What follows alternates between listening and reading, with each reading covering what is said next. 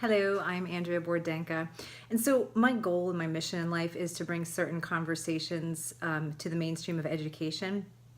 I'm the CEO of Desco Medical. We are a healthcare service and staffing organization. I am the founder of Lead Yourself Youth, and I am a leadership coach. And the reason why I bring up this work experience is because in my role as CEO for the last 11 years, there's been a culture transformation at my organization. And it went from being in a mood or culture of reactivity and panic and a lot of some indecision, but sort of just a lot of rework, to a culture where there is groundedness and openness to listening and deliberation and determination. So when we respond to a call from a customer that says there's a patient on an OR table and the OR table is broken and the patient's under anesthesia, and there's a whole list of things, the customer may or may not be in panic.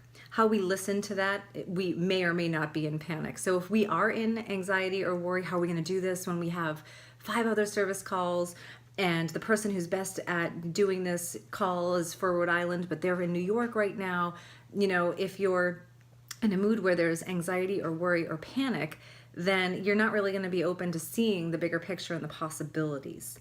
So having that shift as a culture it produces higher level of customer satisfaction and a higher employee retention rate, and also a higher level of satisfaction and morale among employees. So there is a culture of collaboration, of deliberation, of determination in responding to certain emergency call events.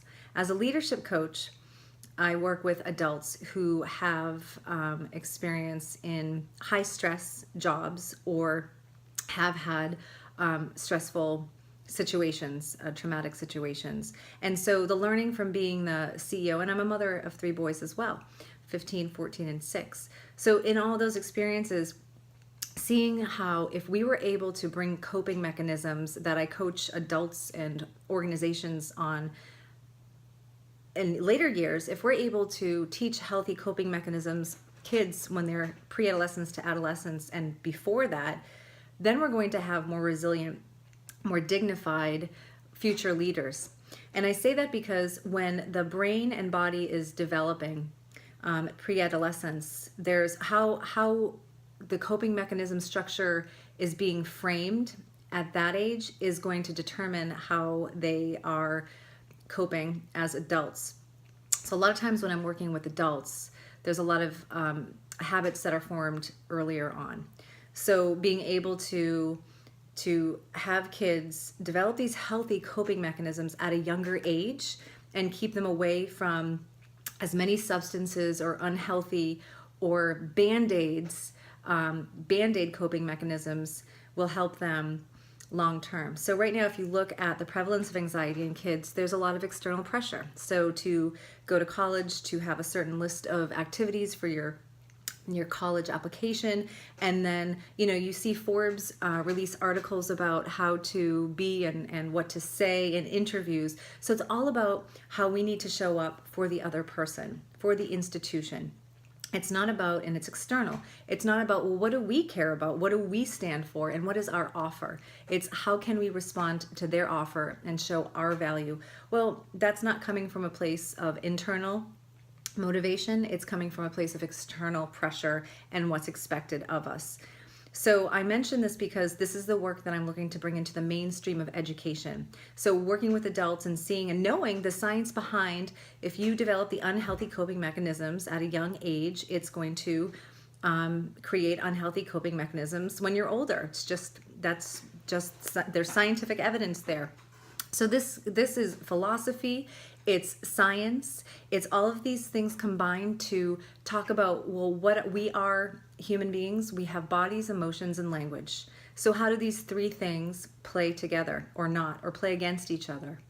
So there is a teleclass that I'm offering to explore anxiety and easing anxiety in kids. It's also applicable for organizations if you're dealing with either a high anxiety type of culture, or you have an employee or two that is experiencing anxiety, noticing or becoming aware of what your relationship with anxiety is, and then having choice to respond both to your situation or their situation is what we're going to be talking about. So events within themselves, no emotional weight, there's nothing there. It's our lens and how we respond.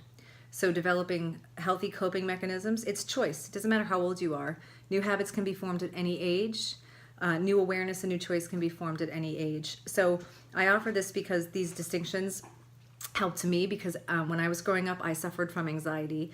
And in my 20s, I was diagnosed with social anxiety and a whole host of learning disabilities, as well as different types of depression and bipolar disorder, and also clinical depression, ADHD. So I've been on the other end of it, and I'm on this end of it now, and I've seen how it's transformed my life, but also my organization's life and culture, my kids, and my coaching clients. So I'm really on a mission to bringing these distinctions to the public educational system for the sake of our future leaders.